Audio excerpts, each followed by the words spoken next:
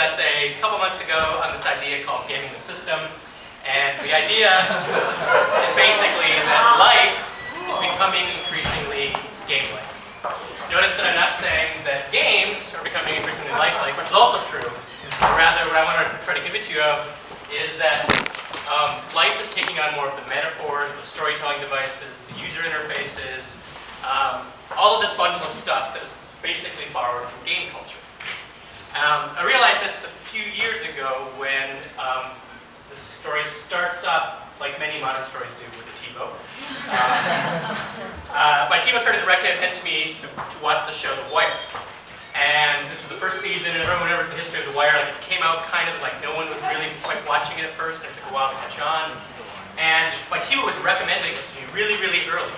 And I realized that I was in this kind of competition with my TiVo. That it was telling me to watch things, and I was sort of like, no, no, no, no. And it was, yes, yes, yes. And it would like keep doing things back and forth. And I realized that I was playing a game with my TiVo. And as I started to think about it, there's like, once you start to think this way, you'll start to see this happening to you everywhere. You'll start to see metaphors of game life popping up all over the place. And just turn the television right now, and you'll see what I call the second wave of reality television. That is things like Survivor, Apprentice.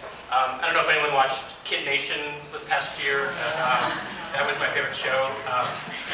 People ask me what it was like to work at Microsoft, and I say, have you ever seen the show Kid Nation? That's exactly what it's like. Everyone, a bunch of little childhood project managers. But like, you start to see these metaphors everywhere.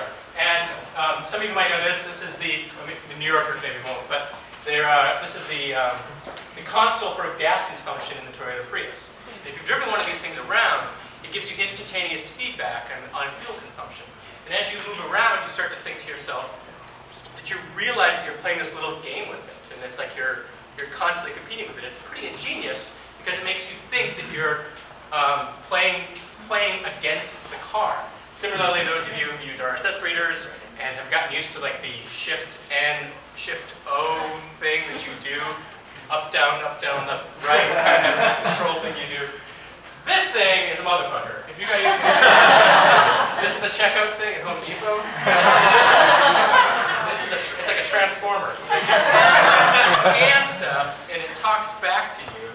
And then you put it in a bag and it tells you not to put it in the bag. And it's like this elaborate thing you do.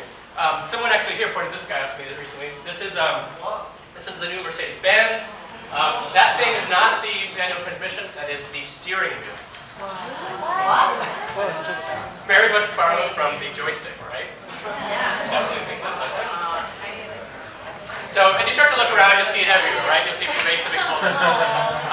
Certainly the show Lost is full of this. Hurley typing in his numbers and hitting the return button.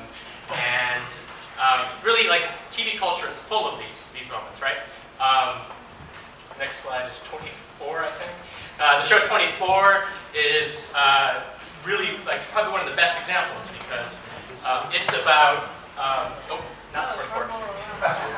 Run, Lola, Run. Run, Lola, Run is exactly like a game metaphor if you think about the way the narrative is structured. It's like she goes along and then she dies, and then she goes back to the beginning.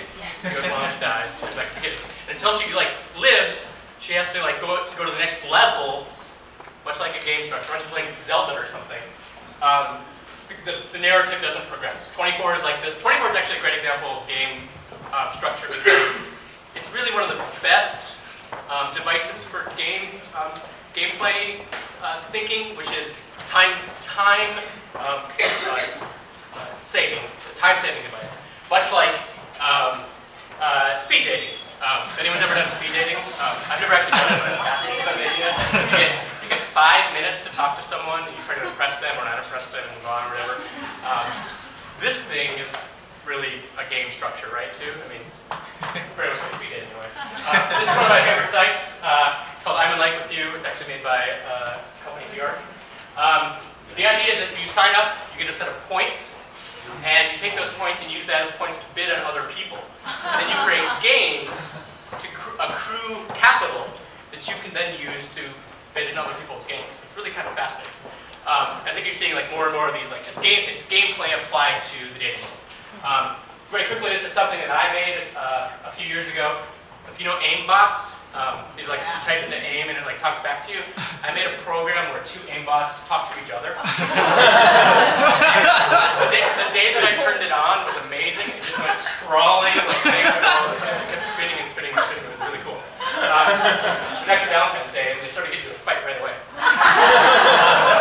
So you might be wondering, like, what is it in this particular moment in time that makes us susceptible to game narratives? And I think it's basically that we're reaching this weird moment where there's an immense amount of data available to us. And it's available to us in open databases online, APIs, and other things that are allowing us to tap into these sources and effectively game the system. The idea is that if you kind of like look at things like Dig, and even like Google bombing, where you type in miserable failure, and some of you know the story, you type miserable failure, it goes to whitehouse.gov.